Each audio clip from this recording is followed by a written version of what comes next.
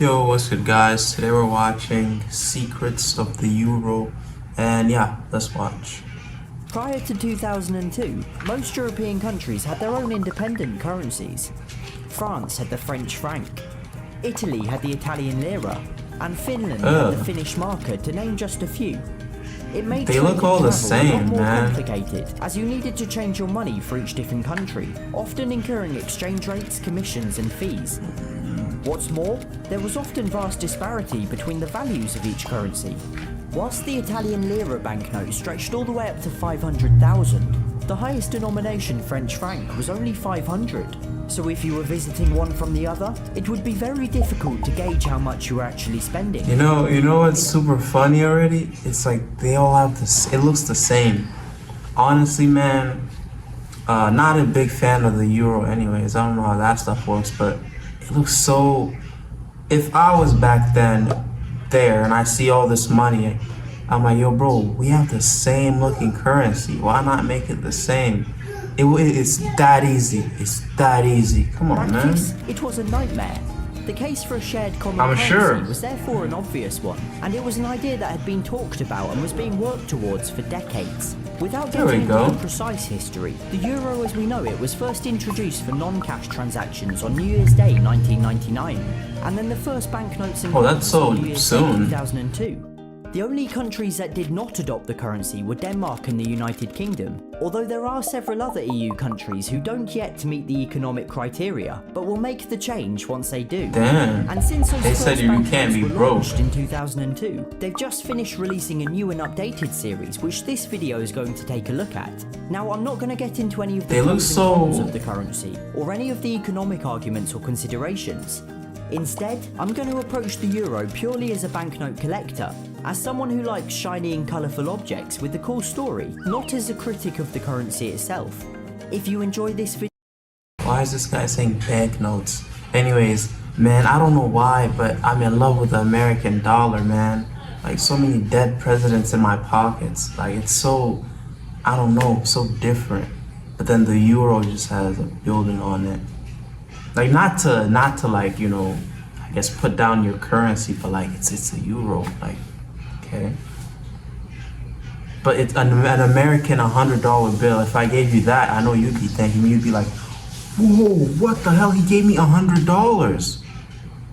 I mean, you guys know I'll probably give you guys $100. You know, I love my fans, so obviously I love people. Please consider subscribing. Now, normally, I already subscribe about each banknote individually, but with Please the euro, don't. it makes much more sense to talk about them collectively. These new notes are known as the Europa series, and they are very much a series, with each denomination just a slight variant on the overall design. Like the previous series, the notes have retained their size, colour, and the theme of European architecture. The front of each denomination displays a window or doorway to represent openness and cooperation, whilst the reverse depicts a bridge, symbolising communication. The €5 sees a classical architecture style, the 10 Romanesque. Wow, this is really worth nothing here. The 50 Renaissance, the 100 Baroque, and the 200 a 19th century iron and glass theme. The old 500 note had the theme of modern 20th century architecture. What? This is discontinued and slowly being removed from circulation. Importantly though, none of the specific doorways, windows or bridges shown are real. They're fictional designs, intended to represent each of the original members but without unfairly representing one more than the other. Also, why not just use historical buildings? That would be super cool. Europe, although this time including Malta and Cyprus, who have both since joined the Eurozone, as well as a tiny section right in the bottom left to show the Canary Islands and some of France's territories. But that's about it for the similarities. So what exactly has changed? Well, the denomination in the bottom left has been replaced by one in green colour changing ink, making it difficult to replicate. And on the 100 and 200 notes, it even contains tiny euro symbols. There's also a larger holographic strip. Well, you know, something I really think about a lot is if you actually got your hands on the money printer that prints out all this good money, you're basically rich. Unless, I don't know how the money printing goes, but you're potentially a rich person when you get that in your hands.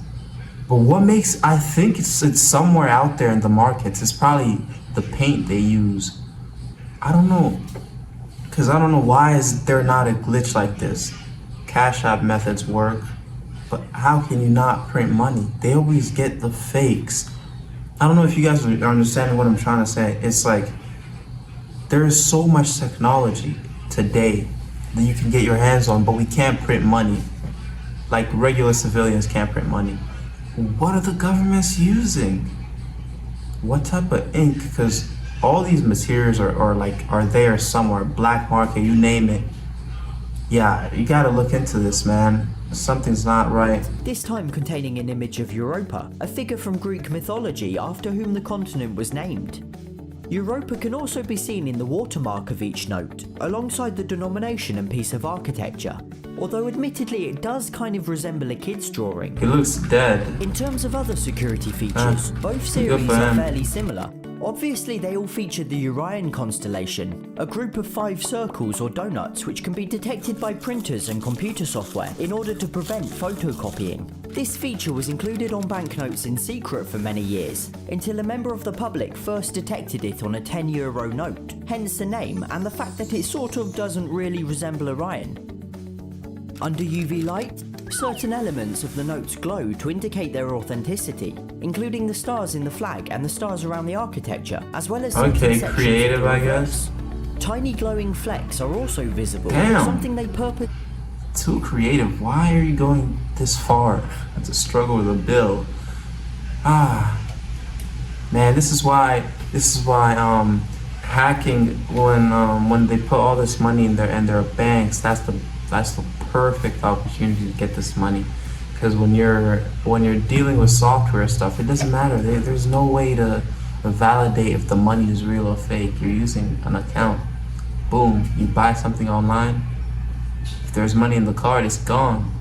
But yeah, these dollar bills, I will say though, this dollar bill is pretty creative. All you have to do for our dollar bills is just put it up to the light and you can kind of see stuff, but not to this degree. At least I don't know about UV light with the American dollar bills, but aside from that, this one's pretty cool, but I don't like the way it looks at all. I'm stuck with the American one. To the paper, again to show their authenticity. But the new notes have added another really cool security feature in the form of these short diagonal lines on the edges of each note. If you fold the notes round to form a circle, they perfectly line up, indicating that the note is likely genuine, as counterfeiters can have difficulty being so precise with their printing. And these notes have introduced a microprint too, seen in the stars in the middle of the note.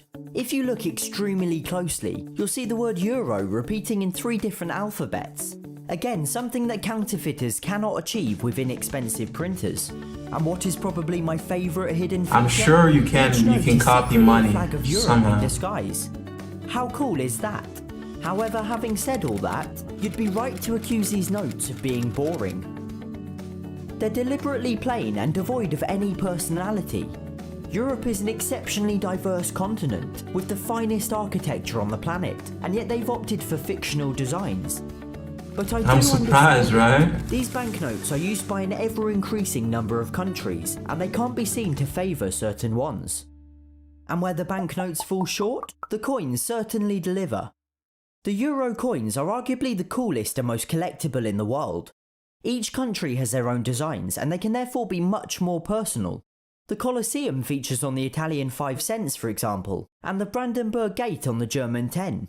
And even some countries that aren't EU members have their own coins, such as San Marino and Vatican City.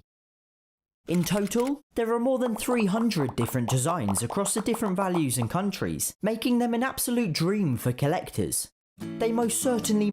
Damn, not gonna lie. So, they're in the same alliance, right? But they can all make their own coins.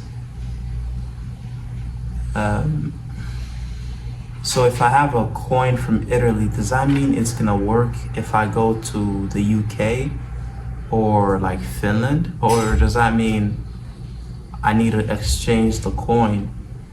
Yeah, this is a little confusing. I get the bills will work everywhere, but the coins, since they're not, someone explain that to me. The lack of variation on the banknotes.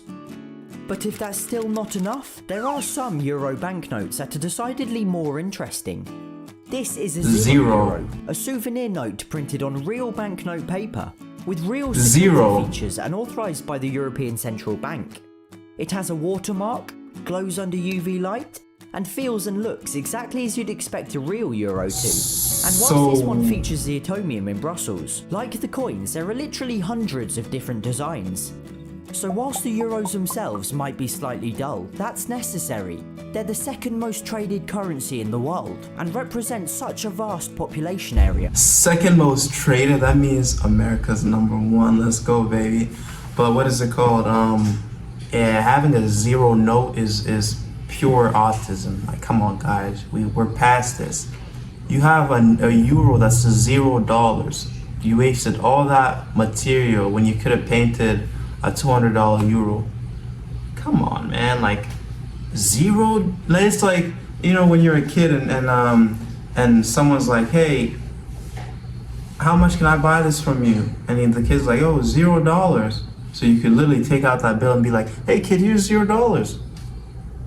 Not you. That's so funny. You're representing nothing with something. That's so deep. Realest thing I've ever seen today.